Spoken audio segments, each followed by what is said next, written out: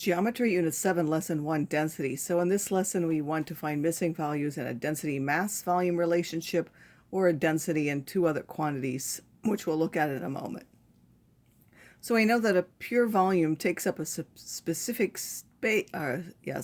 volume for a given mass because it has a density that's constant.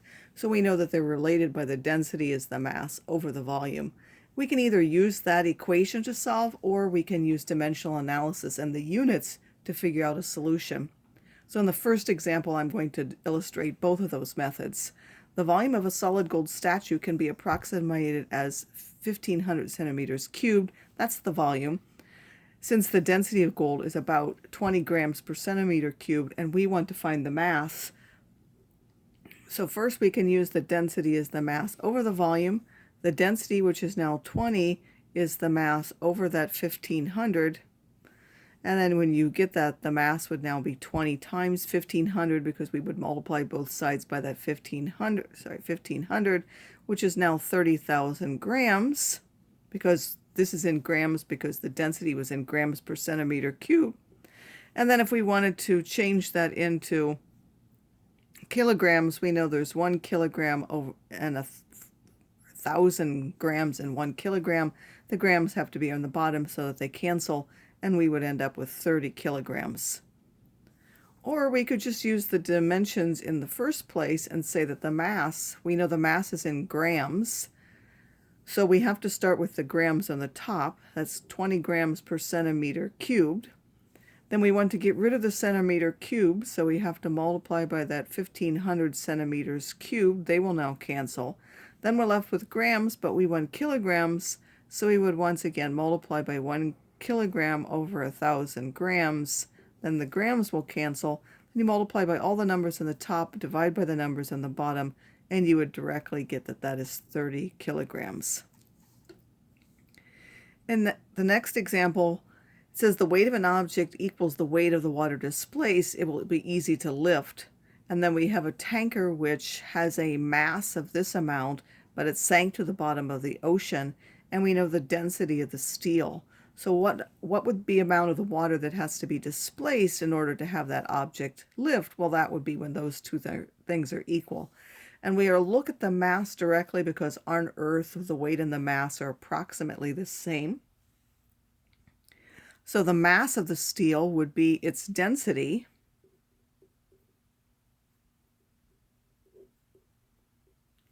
And then we would multiply by this meter cubed, which is now the volume,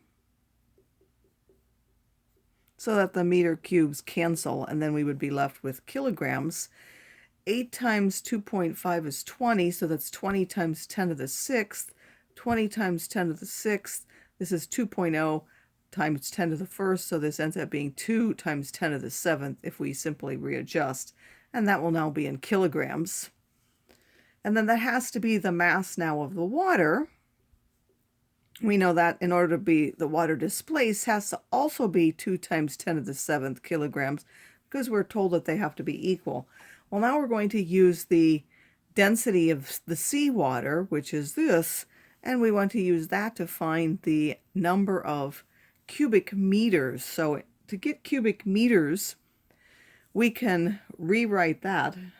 The volume now would be, I'm going to start with 1 meter cubed on the top and this 1 times 10 cubed kilograms on the bottom. And then if I multiply by this 2 times 10 to the 7th kilograms, the kilograms will cancel and I'll be left with meters cubed. This 10 to the 7th divided here gives you 10 to the 4th, and everything else just is 1. So this will be 1 times 10 to the 4th meters cubed, or that's about, if you rewrite it, that's 20,000 cubic meters. So then we would write a word problem answer that says you would have to just have a total volume, you would have to have 20,000 meters cubed of water displaced.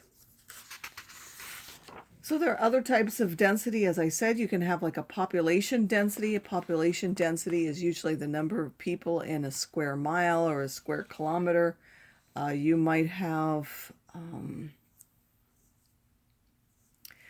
a density of, say, fish in the ocean. So It wouldn't be the mass, but it would be the number of fish inside of some sort of volume.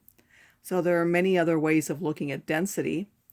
So here we have New York City, which has a population of 8.6 million people in an area. As I said, there's always a number of something, usually over an area or a volume. So for New York City, what's the density? That's going to be that number of people, 8.6 million. And then you're going to divide by the area of 303 meters or miles squared. That means that in each mile squared, if you take and divide just the numbers here, you end up with 2.8 times 10 to the fourth, since a million is 10 to the sixth, and you would end up 2.8 times 10 to the fourth, that's people per meters, miles squared, sorry. This is million people, so these are in people. And then they also looked at Tokyo, so in Tokyo, the density of people is 9.3 million, which is again times 10 to the sixth. So instead of just saying million, you could say times 10 to the sixth, and then you're dividing by 845 miles squared. Again, that's people. And if you go ahead and calculate that, that's about 1.1 times 10 to the fourth people per mile squared. So which city has the greater population density? Well, New York City does, because it has more people for every mile squared. So then you would write that as a word problem answer.